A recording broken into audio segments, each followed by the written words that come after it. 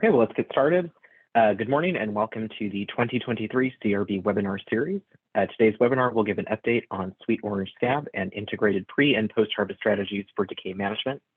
I'm Joe American with the Citrus Research Board, who will introduce our speaker, and I'm joined today by McCall Machado, who will be monitoring the chat. Please note that this webinar is geared towards growers and pest management professionals. Master gardeners can certainly benefit from participating, but the pest management methods presented, especially the pesticides, should not be followed without a clear understanding of their legal use in home environments. We encourage you to ask questions during the webinar using the Q&A function, which can be found at the bottom of your screen. All questions will be answered following the presentation. So with that, it is a pleasure to introduce today's speaker. Please welcome today's speaker, Dr. Jim Adaskaveg, Professor of Plant Pathology at the University of California, Riverside.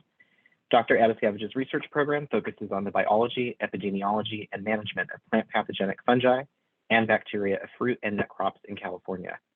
For over 30 years, Dr. Adaskaveg has helped in developing most of the currently registered fungicides for fruit and nut crops in the US, as well as around the world. He continues to develop packing house methods for fungicide sensitivity and resistance monitoring and international protocols with commodity and regulatory officials to open and maintain export markets for California commodities. Today, Dr. Adaskaveg will go over Sweet Orange Scab and integrated pre- and post-harvest strategies for decay management. Jim, please go ahead and share your screen to begin the presentation. Okay, well, thank you very much for the opportunity from Citrus Research Board Webinar Series. Caitlin and Joey have been instrumental in getting this presentation together and coordinating it with me. So I thank those who have helped in that. As Joey introduced us, it's an update on the Sweet Orange Scab, and then we'll talk about integrated pre and post harvest strategies for managing citrus diseases. So part one is on Sweet Orange Scab, also known as SOS for abbreviation. This is a new disease for California. It's been recognized for many years in other parts of the world, and it's only recently been found here in California. The symptoms, as the name implies, sweet orange, is primarily occurring on sweet orange, but there are other citrus varieties that can be infected. The disease is caused by the fungus Elsinoa australis, and it has an anamorph and a teleomorph, or a sexual and asexual stage. The typical symptoms are commonly found on fruit, and it's more or less rare on leaves and stems. Across the bottom of the screen, you can see the typical symptoms in high rainfall regions where the fruit develop these scabby lesions, and it makes the fruit really unmarketable. On the far left, that was from Brazil. You can see a close-up of some of those scabs, and the lesions develop on the fruit and become necrotic and puckered, and actually raise up over the surface, as you can see more distinctly on the far right bottom picture. The fungus produces conidia, and they usually produce them in an acervulus, which is an enclosed structure where the conidia or asexual spores are produced. And then in the middle right, you can see there's two types of spores, these spindle-shaped spores and these small elliptical spores on the far right and the middle that are what we call the asexual stage of the fungus. The sexual stage produces what we call an ascostroma. It's never been found outside of Brazil, and so that's where that occurs. There are lookalike diseases. This common scab is Elsinoa fawcettii, another fungus, and it's found in Florida. Usually it affects other citrus species besides sweet orange, and they also have scabby lesions, but you can see it commonly occurs on leaves as well as the fruit. And then there's citrus canker, which we don't have in California. It's a bacterial disease. Again, Xanthomonas citri or Exonopotis pathovar citri, that's the synonym. But these are more oily, distinct round lesions as opposed to scabby, irregular lesions that raise up over the surface. The bacterial infections can occur on fruit and leaves and stems with citrus canker.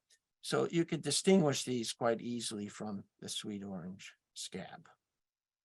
So if we look at the disease triangle, with SOS or sweet orange scab, we have to understand the host, the pathogen, and the environment that this disease primarily occurs in that combination. So we see that, again, oranges, the sweet orange is the most severe symptoms. We see that there are tolerant species like sour oranges and their hybrids. And we can see moderate symptoms on other citrus varieties such as lemon, mandarins, and so forth. But again, the infections are mostly on fruit and not on leaves and stems. The infection period is basically from bloom to 8 weeks after bloom, and the pathogen can be carried on nursery stock. So that's the host side of it.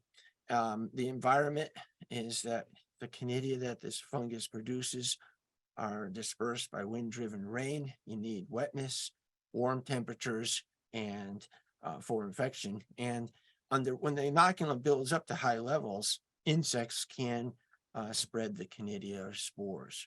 So the pathogen, as I mentioned, in all places except Brazil, the ascospores are not present. And so the canidia are the main mechanism for dispersal. They're short-lived. They only live about a half hour at 50% humidity. The mycelia is very slow growing. You saw some of those little cultures. They remain small in culture, just maybe about the size of a dime they get out to, and then they kind of stop growing.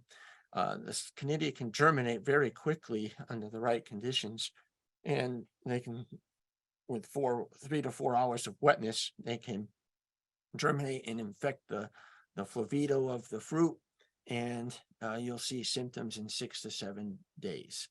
So the yeast, there's not much really hard evidence that this thing is just always a pathogen. It can reproduce by budding. It behaves like what we call like a fungal yeast, yeast-like phase where it buds. And it may be that it's also epiphytic, meaning that it grows on the surface without causing disease. And so this still needs to be an area further researched, and so it remains kind of unexplored. Most of the work that is done on these kind of organisms has been done with Elsinoa fawcettii, one of the lookalike diseases. And again, they're both Elsinoa species, but this is a recent detection in the US and within the last 10 years, and in California as well. The biological characteristics that we just talked about say that they're short-lived spores. And so scab epidemics based on Whiteside's research in Florida with Elsinoa australis says that you need abundant water for dispersal of the canidia. And that means that because they're so short-lived, that the most likely potential is movement within the canopy of a tree. And if trees are touching each other, it would move down the row rather than across the row because of the fragile nature of the canidia. There is because of that, there's mass movement of inoculum from one grove to another is very low because of that, some of the biological characteristics. And so this 5-mile radius is really a very strict restriction of once a detection is found, the quarantine is set up for a 5-mile radius around that detection. And so this is a very strict regulation, but APHIS, USDA APHIS appears that thinks that's necessary.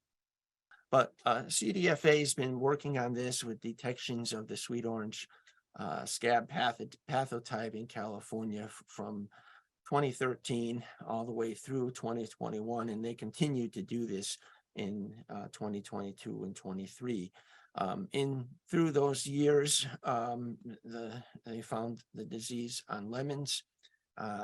They also found it on tangelo, orange, in unspecified citrus for a total of 18 detections. Most of the detections, as you can see, are in Southern California, Winter Haven and Imperial County being one of the main hotspots, but it's also been found in Riverside, Pomona, Tustin, which means that it's Riverside County, LA County, Orange County, as well as Imperial County, but the hotspot seems to be Imperial County.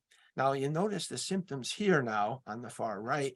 It shows that the symptoms have like a mud cake type appearance, maybe wind abrasion type symptoms.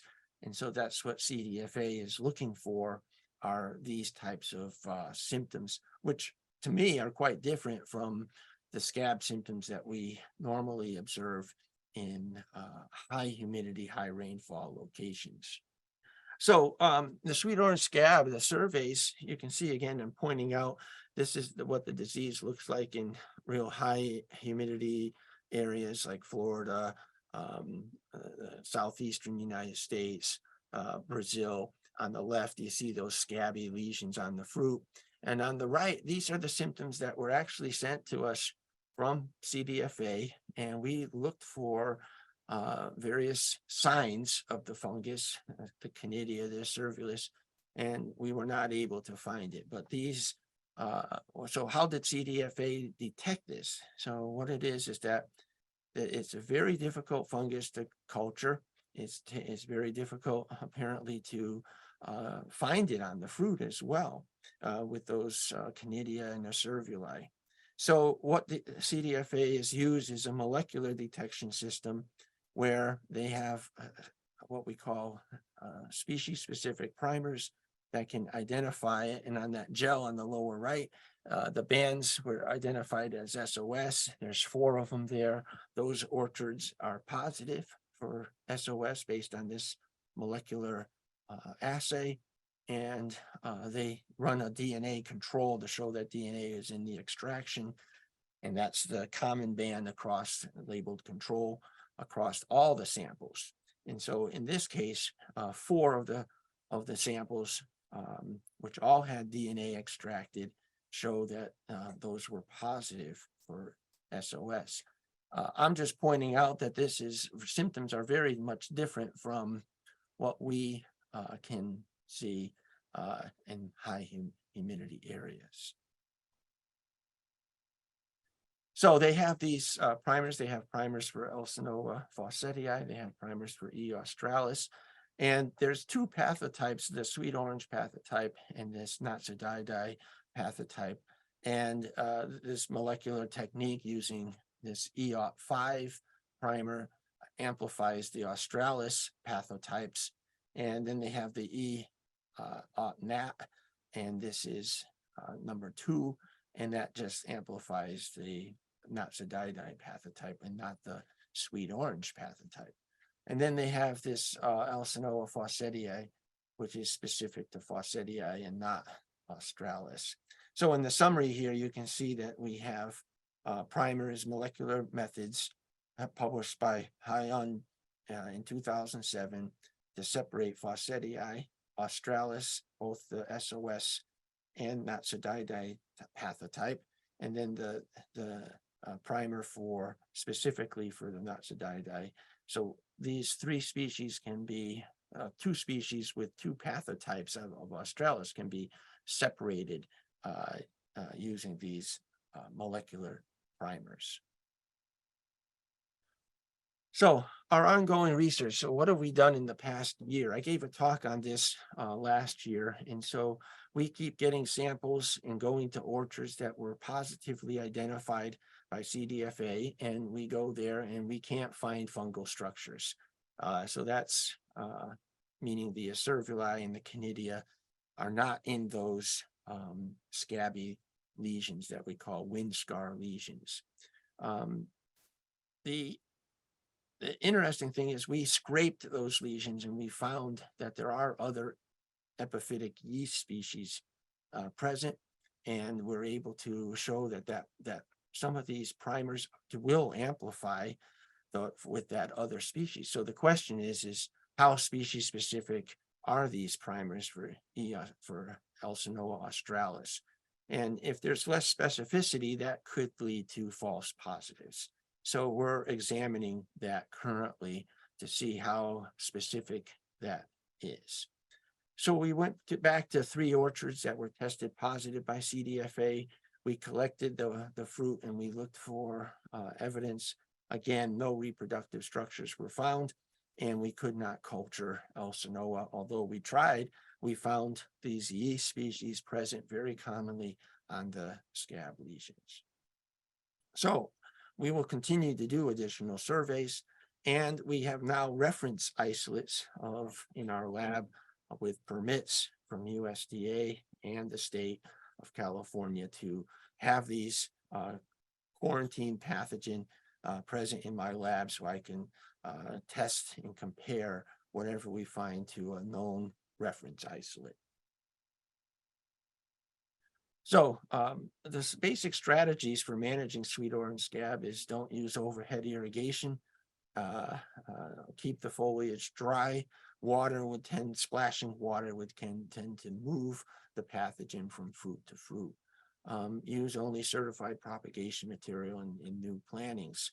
All the strobilurin fungicides, azoxystrobin, trifloxystrobin, pyroxystrobin, are all active, and along with copper fungicides, and can be sprayed on in that time period of from bloom to about 8 weeks after bloom, when the young fruit are developing. And these fungicides could prevent infections as a barrier. So the question is, should we start using these fungicides in this orchard? And that's one of the things we're examining. The fungus attacks mostly the young fruit. Again, I pointed out 6 to 8 weeks after petal fall through bloom. And then the 2 fungicide sprays, even in wet environments like Florida, have been very successful in managing the disease. When you harvest the fruit, you shouldn't remove the fruit from the orchard. If you see these wind-scarred fruit, the bins, you should put the bins, harvest the fruit in bins. They should be tarped, and that's something different. It used to be remove all the leaves and twigs, and that would be sorted out in the packing house to improperly disposed of the symptomatic fruit. So the impacts of the detection. Well, this is a highly quarantined disease. There's many trade partners like Australia that want to see regulations in place. And so CDFA has imposed this 5-mile radius around detections.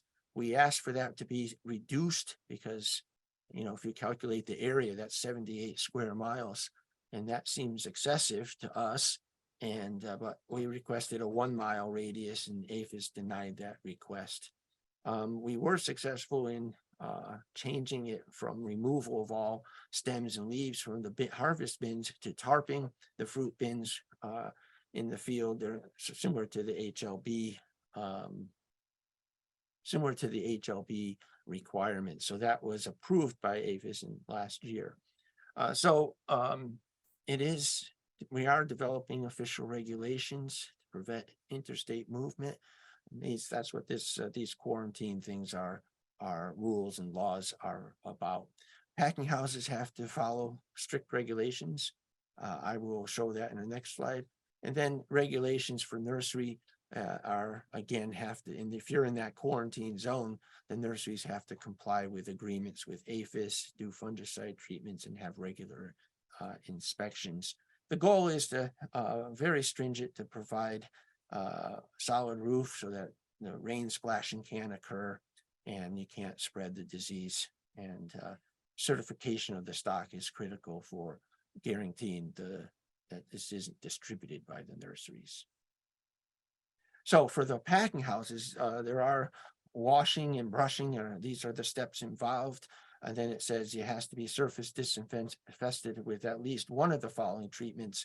They have here with sodium hypochlorite for 2 minutes at 200 parts per million. These treatments are cumulative and don't have to be continuous. But the lowest one is the PAA for at least 1 minute at 85 parts per million. It's still, the fruit has to be treated with a fungicide and the fruit has to be waxed. Research has shown that all these steps are highly effective. And the question is do we need all of them at these long time intervals in a packing house for sanitation, in addition to doing the fungicide and the wax? So that is currently another research objective. Part 2 is on integrated pre and post-harvest management of citrus diseases. So I'm going to briefly just talk a little bit about the new phytophthora fungicides for management of root rot and brown rot. We can see that that there are a number of products that we helped register, mainly Arandis, Presidio, and Rivas from 2018 to 2019 and 2020.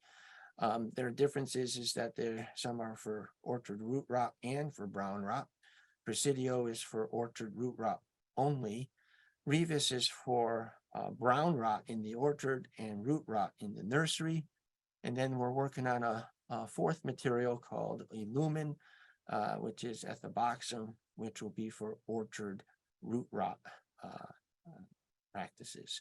So the Arandis, the Presidio, and the Illumin will be for rotational of different modes of action. You see these all have group 22, group 40, group 43, and group 49, which means they all have different modes of action from each other. And that means that we can develop rotation programs, and hopefully Illumin will be registered in the near future.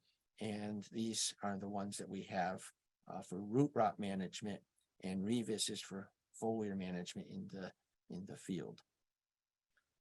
So I put together this table, and again, this presentation will be available. This is also posted now on the UC IPM website under agricultural pests, and this is from that fungicide efficacy tables document. So we have copper, and we have its ratings for brown rot, not labeled for root rot, and so forth. So these are the codes. 5 means it's the best. And we see that we have the FRAC code here. Copper's a multi-site, so it has an M1, and resistance risk is low for most multi-site materials. The single site materials are mostly high, and then you can see they have their rotation, different FRAC codes, but we think we can manage resistance by rotating between the different modes of action and prevent selection for resistance.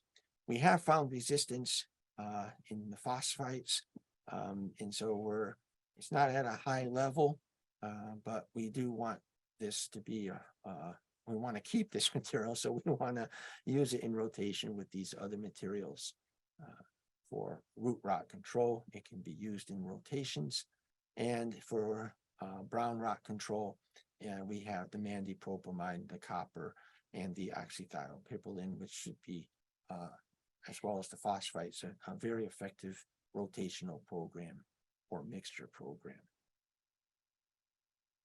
So we do trials at Riverside. We do all kinds of testing in orchards, and we inoculate them with parasitica or septoria. We treat with fungicides, usually at planting and during summer, during the spring root flush, and then the fall root flush are ideal times for fungicide application when those new roots are coming out. So we do enumerate root colonization and soil pathogen populations. In this particular study, we were looking at rate studies to show what would be the bottom line rate. You can see on the far left, we have the active ingredients of the 4 fungicides: Illumin, Presidio, Rivas, and oxythiopipolin. Again, we were testing root rot, and mandypropamide does work for root rot, but Syngenta did not want to label it for soil use. It's only labeled for foliar use. But again, you can see that these fungicides were highly effective in reducing Phytophthora root rot incidence. This is just a few months after planting, and you can see we have significant differences already with the registered rates. And going down to even excessively low rates, we're seeing good control with all the materials except for ethoboxam, which is going to be off-labeled low rate. The second application reduced everything down for root rot incidence down to 0 for most of the treatments. And we also measured the propagules, Septoria in the soil. And again, with multiple applications, and this is now 2 applications in July, as opposed to 1 application here, we were able to reduce the number of propagules per gram, which means the fungus isn't reproducing, and we're controlling the disease and reducing the potential for root rot damage. So we wanted to see a little bit more with Arandis and rivas. I talked about Arandis before, but rivas is also done in these types of potted plant studies where we treat the soil and then we make sure nothing touches the leaves or stems and then of the fungicide, and then we extract after a period of time the leaves, stems, and roots. These roots get washed, so we're not picking up any of the soil that might have the fungicide in it. This Petri dish just shows our bioassay showing that we can get inhibition by doing a plant extract. We extract the tissue and then put it into this little disc, and we can see that as it diffuses out, it can inhibit the phytophthora from colonizing. These other plugs here are just the extract solutions, just to show that these extract solutions are not contributing to inhibition of the pathogen. With oxythiopipolin compared to mefenoxam, we can see that the roots do take it up, and it goes up through the stems in blue, and it gets into the leaves in about 13 days after application. So this is an excellent information about the characteristics of the fungicide, because it is going into the roots. It's not just sitting in the soil. It's being collected and by the plant, and it's moving up through the xylem into the stems, and we're able to measure that even in the leaves for about 2 weeks after application. So it's providing, in that 2-week period, it's still very high concentration in the roots. Mefenoxam also does very similar, but you notice here the scale is quite large here for mefenoxam, and we think it's highly mobile, moving in quite well into the roots, into the stems, and into the leaves, even at close to 100 parts per million of mefenoxam. Now, oxythiopipolin is much lower, but it's highly active, and I've talked about this before. It's one of the most active materials with EC50 values in fractions of parts per billion, and this is parts per million. So this is very good activity with low concentrations moving into the plant. Now, we did the same type of study with mandypropamide, and again, most of it moves into the roots, so that's good. The roots are absorbing it. And if you look on the right side, there's very low amounts, but still moving into the stems and leaves, but at low concentrations compared to the oxythiopipolin and mefenoxam. We confirmed all these measurements using an HPLC chemical method, which also on those extracts to show that it is moving into the stems and leaves, but at much lower levels than what we saw with mefenoxam. So the summary of phytophthora root rot management: Arandis can be used as a soil chemigation treatment or a berm treatment. It's also available for brown rot. We'll talk about that for foliar treatments. Presidio is only in the orchard, and rivas is only for soil treatments in container plants and nurseries. It's also, we'll talk about it for foliar use in the orchard. So applying it to wet soils is very important, because adding water to get it down into the root zone is the best way to get the best activity.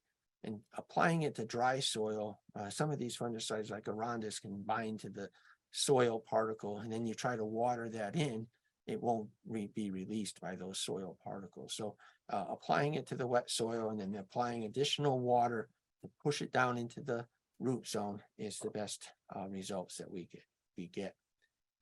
Again, it's taken up by the roots, but we're demonstrating that with Arandis and rivas. Our preliminary study shows that Presidio does this as well, and Illumin seems to be more protective, but these studies are ongoing. So it's very important that these new materials can be used in the field and nursery soil. They persist for weeks, and they move into the tissues. So they provide an excellent management strategy. The mandypropamide is excellent for nursery, and it persists, and it's a different mode of action where there's no detection of resistance with the new modes of action. So again, it can be used in rotation with phosphites or mefenoxam. And again, the soil applications are timed around root flushes. This would be spring and fall for citrus. And so and doing it at planting is followed by the spring and fall application should get an orchard established very well in producing a crop efficiently and quickly than non-treated orchards. So the brown rot, again, is another phase here of the disease.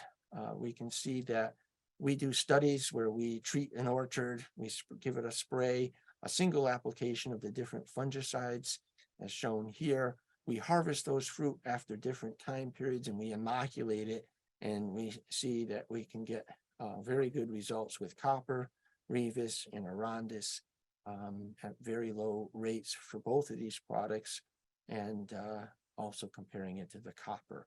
So our results show that for both navel oranges, and we've done this also with lemons this past year, 5 weeks, 8 weeks, and 10 weeks after treatment, a single application with this amount of rainfall precipitation accumulated shows that we get very good disease control after 5 weeks, 8 weeks, and 10 weeks with all of the fungicides, and compare them to copper. And these letters just mean that there's no significant difference between the treatments if they have the same letter. So we did, an interesting aspect is we did applications at low volume versus high volume. And what we can see is that all the fungicides, the newer fungicides, copper, as well as rivas, arandis ultra, which is a mixture of arandis and rivas, did very well in this situation with both application strategies. The prophyte, which is a phosphite material, didn't do as well in high volume systems and did better in low volume systems. Now, this is a very good indication that that these fungicides can be applied at a reduced volume. And sometimes a lot of the applicators like to use a standard 400 gallons per acre. If you're going after brown rot control and you're using a phosphite material, we are suggesting you can go to lower gallonage per acre and you get better results. That was true also for lemons, and I didn't show that. But the lemon data, what we did is, because we were inoculating fruit, and that's people say, well, you're inoculating the fruit. That's a criticism. So what we did is, for some of the lemons, we did natural incidence. We did a single application at a low volume, 100 gallon per acre rate. And again, what we're able to see is that the total amount of fallen fruit, these brown rotted fruit in the picture here that fall, we kept removing them and counting them all over the course of a 8 to 10 week period. And you can see that our treatments all resulted in significantly lower dropping of fruit. The prophyte also worked, and the control had over a total number of over 45 fruit fallen per tree on the average. So again, both our inoculation and our natural incidence has been confirmed that these treatments are highly effective. The residues is a big issue. We always get questions about that. Obviously, in the United States, we have oxythiopipolin and mandypropamide tolerances for lemon, mandarin, sweet orange. These are very low numbers, but they want to know if we can meet our MRLs for our trade partners, such as Australia or Japan, Korea, and so forth. These numbers are very low. So we did do studies where we collected treated fruit. We are at the levels that are restricted for trade, but once we go through a packing house and do a standard pack line treatment with washing, waxing, and packing that fruit, We then measured the residues and they're all at non-detect. So that's very good information there. How to control it in an integrated practice is where to put phosphite in a post-harvest situation. Well, we looked at PAA, which is peroxyacetic acid. PO3 is the phosphite. We put it on in after we went through a dip treatment with PAA from the bins from the field. We did a soda ash tank treatment. We rinsed the fruit, and then we applied the PO3, and then we put on the fungicide. Graduate A plus is GA plus the storage wax, and you can see the results here from 2 different studies, highly effective in controlling brown rot, even under that application strategy. Now, we also did it for green mold, and again, pointing out the GA, the Graduate A plus storage wax treatment was unaffected by the phosphite, and probably the phosphite helped improve the activity of the Graduate A plus, but we had excellent results, significantly reducing the treatment with both brown rot and now also green mold. So our summary for brown rot arondis is a very effective treatment. It can be used with in mixtures with rivas or rivas by itself as a foliar treatment in the field. Both are labeled for that use. They're long lasting. We're demonstrating 10 weeks, even under high rainfall that we had this year, showing excellent control. And they have good MRL profiles with low residues. And then with post-harvest handling, we can reduce those to non-detect levels. The KPO3 can be used in the field, but it could also be used post-harvest. It's the only one registered for brown rot post-harvest. And the labeled rate is 2,000 to 8,000. And we were using it at 4,000 at 110, which is a respectable treatment rate. And we were able to get very good control. So as far as new fungicides for management of real fungi, not the oomycetes phytophthora, we're looking at a table here that we were able to put together. And again, this is on the UCIPM website, but it's also going to be made available in this presentation. These ratings are 4 to 5 are being the best, and 1 to 2 being the lowest. We can go through an example here. Azoxystrobin is excellent for septoria, 4 rating, excellent for anthracnose. It's okay for alternaria, greasy spot, and it is labeled for scab diseases, although there's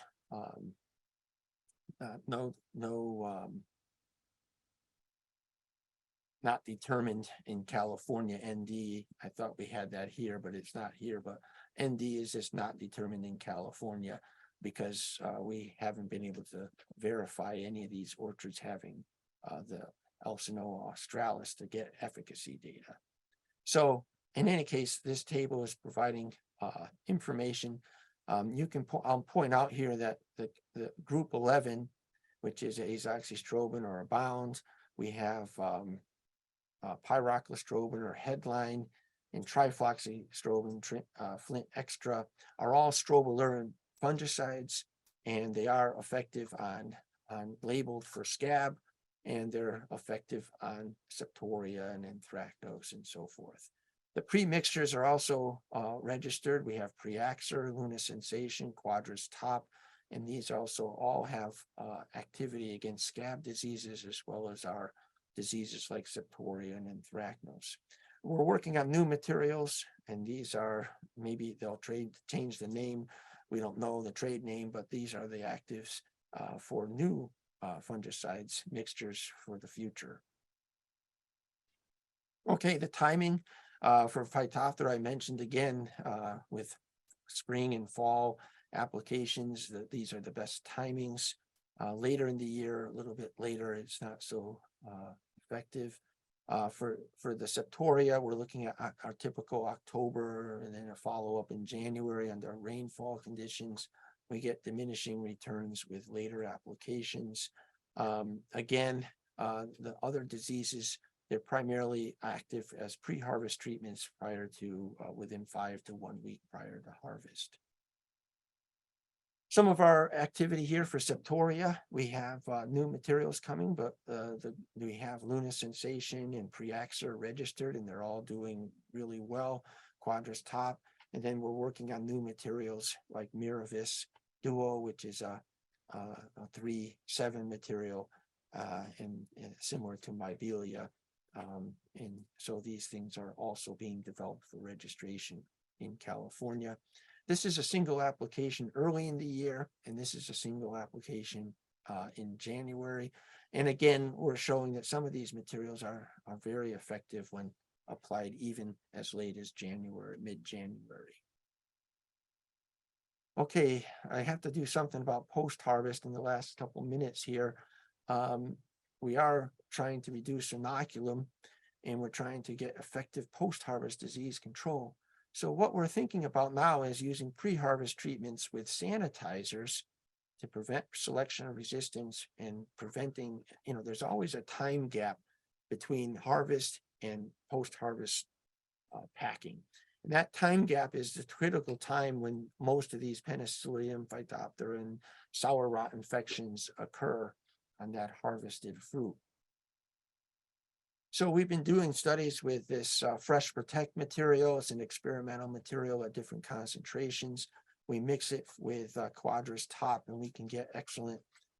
This is applied 1 day before harvest. These materials are labeled with very short PHIs, so we can protect against selection of resistance by getting the Fresh Protect, which has a PAA content in it. And this is listed down here in the lower right with some hydrogen peroxide and phosphite present. And you can see we get excellent green mold control, and we get excellent sour rot control using this approach. We contaminated all the fruit in the orchard, and then we came in with these treatments. We harvested, and then we made lots of wounds on the fruit, and these are the levels of decay that we observed. This also worked because it has PO3 in it. It also worked for Phytophthora management, and you can see very highly effective control there. And this is some of the results when we use just Parasan instead of Fresh Protect. Parasan is another PAA material, peroxyacetic acid, and it contains hydrogen peroxide and acetic acid. And you can see the results here with a lot less decay compared to the untreated controls. We compared these again with green mold, with Parasan, and with sour rot, and very excellent disease control, multiple studies showing there is a benefit. So the question is if we can integrate these types of practices with the grower applying the materials, the sanitizer with the fungicide, or just the sanitizers like Parasan as shown here, just prior within 1 day or the 0-day PHI, and then allowing the harvest to take place, we significantly reduce the inoculum, and we reduce the levels of decay developing even under these severe conditions. So that's a pre-harvest treatment for post-harvest disease control, and this helps make the post-harvest treatments work better. So lastly, I will wrap up the talk with some new post-harvest treatments that are going on. This is a list of all the post-harvest fungicides that are registered. Besides imazalil, pyrimethanol, and thiobendazole, we were directly involved with registering all of these materials over my career in California. You can see we got 5 ratings for all the sensitive isolates, and then the levels of activity go down with resistant isolates. And so one of the questions is why do we develop all these materials? Well, the goal is that many of these have different modes of action, and we can use them in mixtures like Graduate A+, for example. It's 11-12, and we can use these in mixtures with like imazalil or the thiobendazole and filibuster, which are other pre-mixtures. So we can use those to effectively manage disease. For sour rot, we only had propiconazole, and now we've detected resistance to that because it was primarily used by itself.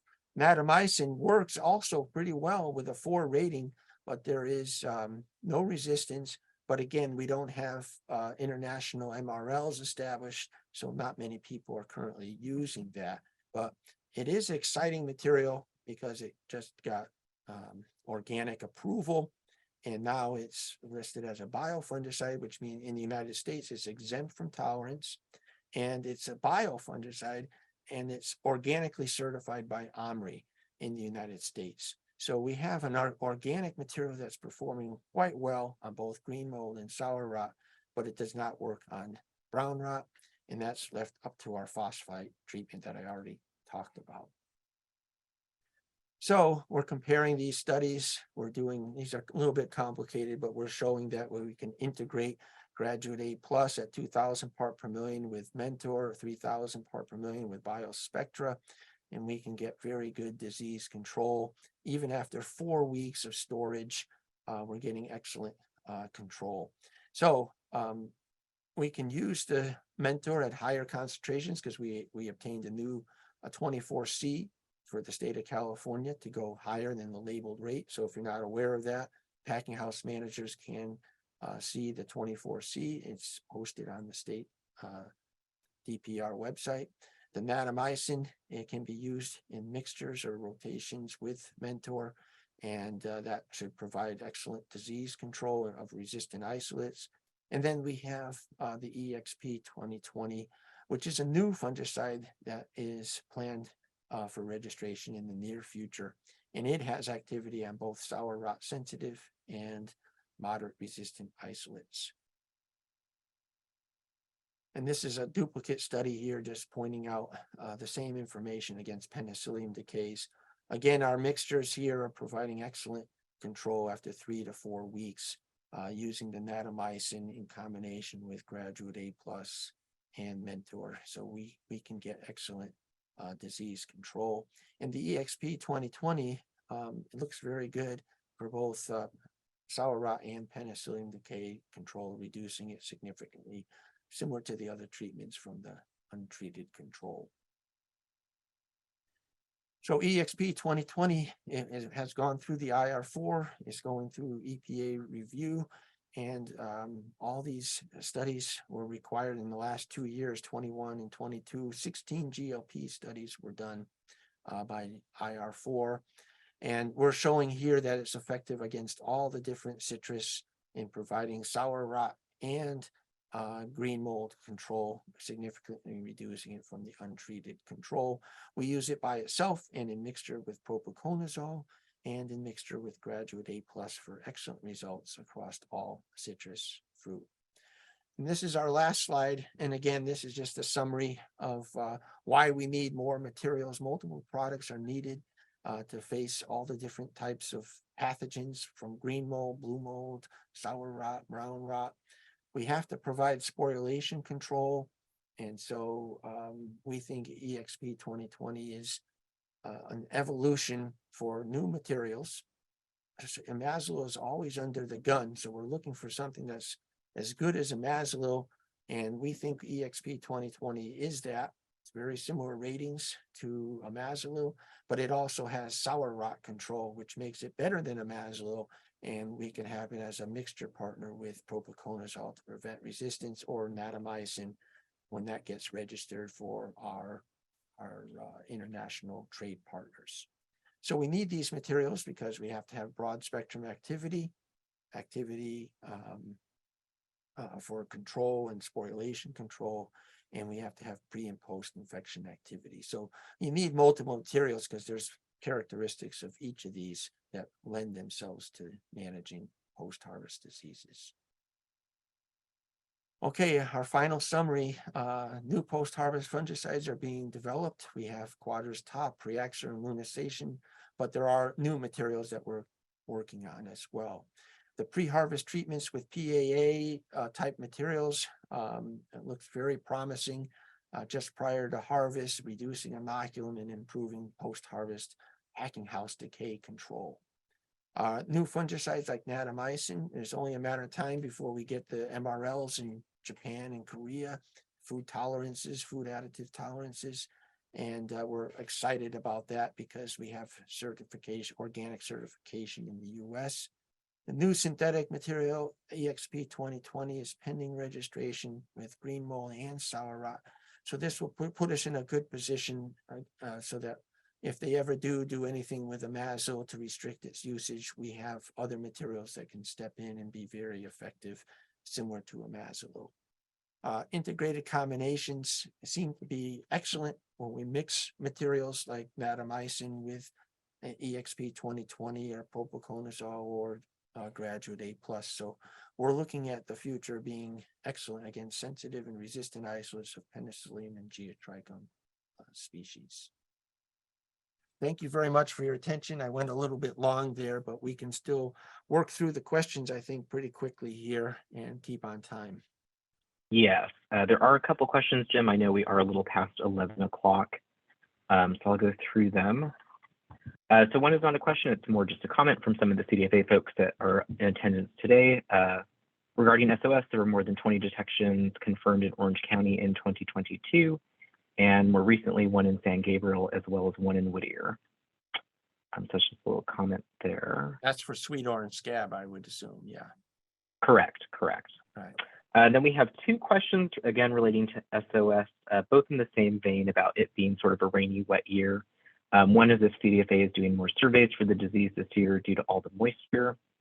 But I think I'll go ahead and ask you in terms of your own work, Jim, given the heavy rain this year, what surveys have taken place more recently, and have you seen any changes in symptom severity or presentation? For SOS, we've been going to the orchards that we were given locations for positive SOS. We haven't seen, even with this high rainfall, symptoms that look more like things in Brazil or Florida and other high humidity wet areas. So yeah, this wind scarring symptom is what we're seeing. But we're not able to see conidia or a cervuli at this time. So we'll continue to keep looking and continue to look for the signs of the fungus, which is, typically how most fungal diseases are identified. So that's our plan. Okay, perfect. Thank you.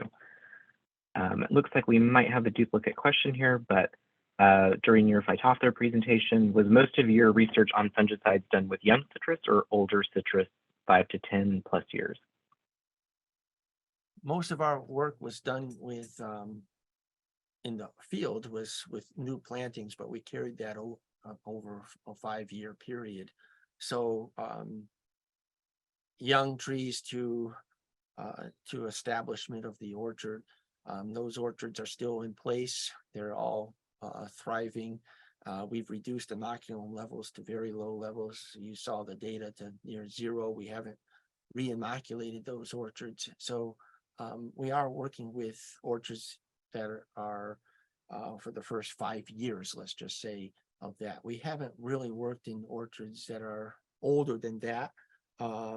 We've done some specific studies treating one side of the orchard, one side of the tree versus the other side of the tree, and seeing if we can get root movement through the roots from one side of the tree to the other. Those trees were a little bit older, but again, most of the trees were all less than 5 or 6 years old, and even in those studies. Thank you for that, Jim. So we had another question, if it was cost effective for the grower to do pre-harvest control of rots for the packing house, and how much does that cost? So pre-harvest control of the different decays to help the packing house. Well, the more pack out that you have from your lot of fruit, the more money you get returned to you by the packer. So, the ultimate person that pays the price is the grower. And so everybody has different contracts and different agreements, but usually when you have less decay, you'll have more money coming back to you. And so we're arguing that a pre-harvest, within 0 to 1 day before harvest application of these sanitizing materials will help reduce the inoculum, so that that time period between harvest and the packing house treatments is where most of the infections are occurring. So if we can eliminate that and reduce that, we're going to have the post-harvest treatments working better, because there's the pathogens haven't established infections. So the goal is to have greater pack outs, which will return more money to the pack house and to the grower. So these sanitizing treatments are not that expensive, and can be used probably for less than $20 to $25 an acre. So it seems that if you get your return with more pack out, you'll get more money than the cost of doing that. And so that's our approach to coming up with a pre-harvest treatment to control a post-harvest decays and get better pack outs. Okay, thank you. Similar to the last question, so have you tested phytophthora control using Arandis or Presidio on older trees, roughly 10 to 15-year-old trees? Yeah, we were talking about that earlier. We've had good success from growers who said that these older trees do respond. We haven't done the experiments on 10 to 15-year-old trees, but it is registered. We are getting feedback from growers that say that these applications in the field to older trees, the trees come back and they do much better. So we're seeing that on, Arandis now is registered on all kinds of tree crops besides citrus. And so we're getting reports from all over California that older trees do respond to the Arandis treatments. And we just don't want you to use Arandis exclusively. We want you to do these rotations around the root flushes and rotating between different modes of action. And I think you'll see responses with 10 to 15-year-old trees. Okay, and then this came up during your discussion of pre and post-harvest studies. What variety of mandarin are used in these studies, as the peel varies between varieties? No, that's a tough question, but we've tried, we're mainly working with the Tango variety, which is one of the newer varieties that we're using, but we have tested other varieties, but Tango is the main variety that we use. Again, we're limited to fruit that we have growing on station here. We've used satsumas as well, which have a really thin albedo. Obviously, the peel is very thin on that. The tangos are a little bit thicker, so we get a little bit better results with the thicker peels of tango versus, say, a satsuma. So we showed the data for the tangos. And just a few more questions. Does SOS continue to develop on citrus fruit during cold storage? That's a good question. I'm not sure of that. I'd have to look that up myself to see the temperature range, but it is a tropical fungus.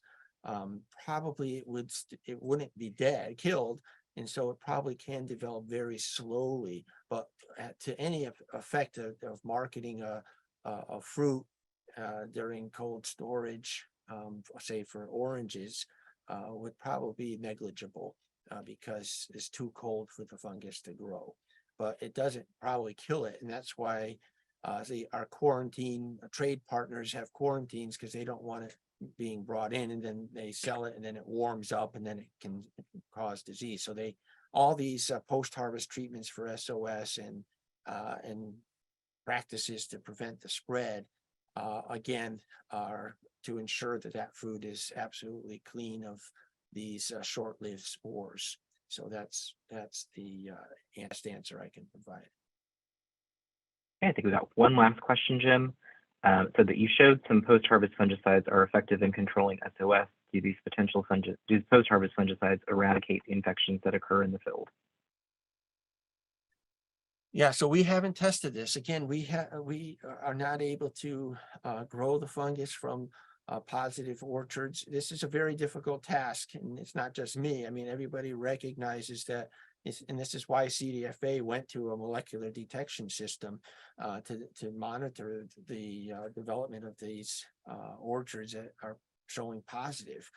So we're trying to find the reproductive structures, the conidia, the acervuli on the fruit. It's been negative so far. but that, we haven't tested every orchard that they have gone to. So we're continuing to cooperate with the CDFA to go to these positive detected orchards and to look for reproductive structures. Once we have these things, we can then test the post-harvest fungicides and test them, and we can inoculate fruit in the laboratory. So one of the goals was to get isolates from Florida. We do have those now. We can inoculate fruit in the laboratory and do post-harvest fungicides on those to see if we could eradicate it at different times after inoculation. So that work is ongoing. I suspect, based on the Amazalil, TBZ, and Graduate A+ being listed by APHIS as post-harvest treatments that are approved for certifying the fruit, that these materials will stop the infections even after harvest. Awesome. Well, thank you, Jim. I know we are just about out of time now. So what I'd like to do is I'd like to thank you, Jim, for sharing this information with us and our participants for joining the CRB in today's webinar. CRB is actively planning the post-harvest conference, which will be held September 6th of this year at the Visalia Convention Center. So we hope to see everyone at the conference, and we will provide further information in the coming months. Please be sure to mark your calendars for the rest of our webinar series. The next one will be on June 20th with Dr. Glenn Wright, who will discuss lemon variety and rootstock research for California. We will stay on. I think we're pretty much out of time now at this point. But then again, I'd like to thank everybody for participating. And Jim, your contact information is also here online in case people have some questions. That's fine.